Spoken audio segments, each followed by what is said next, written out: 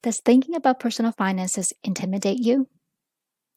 Do you spend more than you save?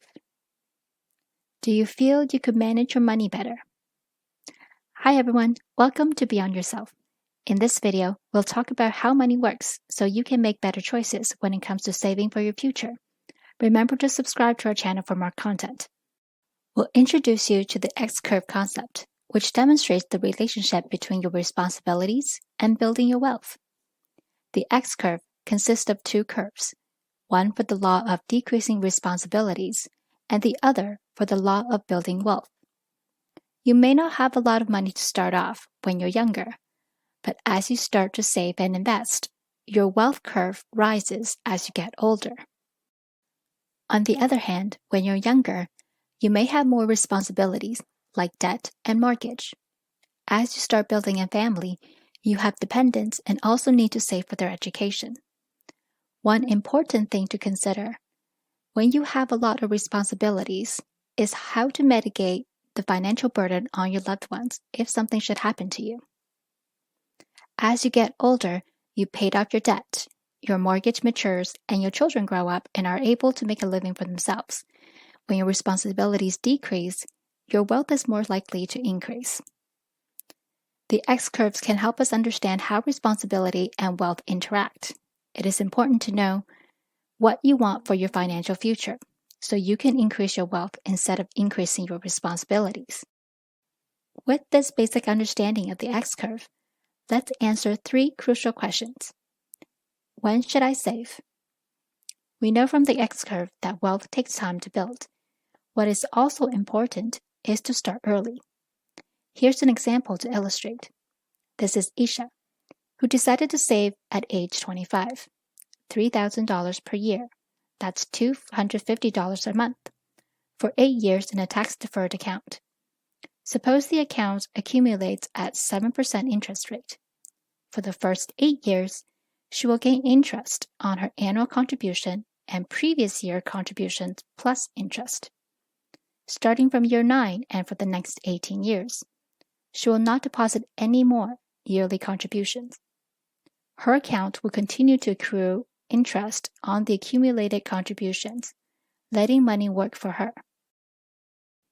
We see by the time she is 50, the account has grown to $111,315.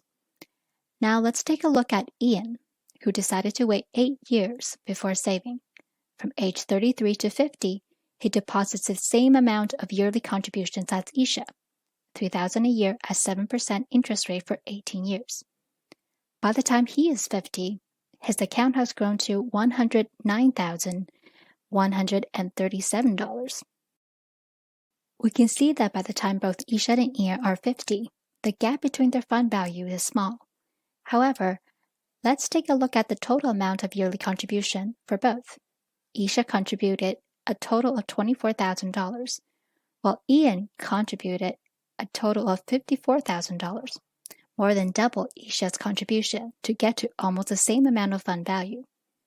If he started early like Isha, he could save on the extra contribution and invest it elsewhere. Here is the question: how much should you save? There's a quote from Warren Buffett: "Don't save what is left after spending. Spend what is left after saving."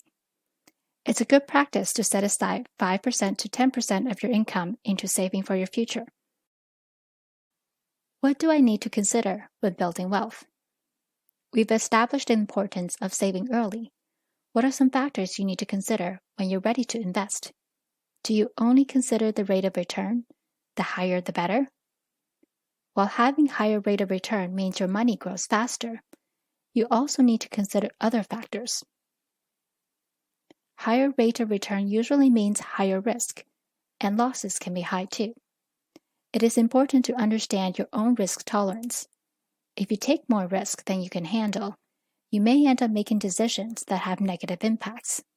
With that being said, there are ways to mitigate certain risks by understanding diversification and dollar cost averaging. Do you know how much your country's current inflation rate versus your bank's interest rate is? Let's say if inflation rate rose to 3.6% and your savings account interest is 0.5 per annum, it means the rate of your savings is growing at less than the rate of inflation. You're actually losing money. Ever think about how taxes impact our life? Depending on where you live, you get taxed on your income, you get taxed when you spend, and you get taxed on the income you earn from savings or investments. Even when you pass away, you have to pay taxes. Taxes are inevitable.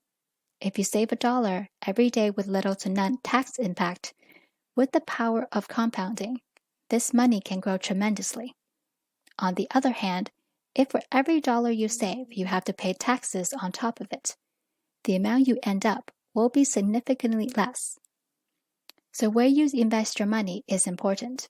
We'll provide some more insight later. The last thing to consider is time. You won't want your money to last, even if you live past 100. Money also needs time to accumulate, as we saw in the X-curve. If we manage our money properly, considering the rate of return, risk, inflation, tax, along with time, then we can be confident that our financial future is taken care of and have a peace of mind. Where can I put my money? The type of accounts we can use to build wealth, I call them tools. Only when you use the right tool will you be able to effectively complete a job. We'll categorize the type of accounts you can use into the following buckets: tax now, tax deferred, and tax advantaged. Tax now accounts are earnings where you are required to pay tax for that year. Some examples include a savings account, stock, mutual fund, or cryptocurrency. Tax-deferred accounts are where you deposit pre-tax money, meaning you have not paid income tax on them. The money grows within the account. When you withdraw them at a later date, you'll be paying tax for them, though it could be at a lower tax percentage bracket. Examples include a registered retirement savings account or 401k 403b, registered disability savings account, annuity, and pension fund. When you deposit after-tax money in tax-advantaged accounts, it generally means there are little tax implications when you withdraw money. For instance, a tax-free savings account, universal life insurance, long-term care benefits, or primary residence in some countries. Where you put your money really depends on your personal financial goals, as different accounts can support different needs. It is important to start planning to find a solution that is most suitable for you. We hope this video helped you understand some basic personal financial concepts and piqued your interest to find out more. Please share with others so that they can start thinking about their financial future.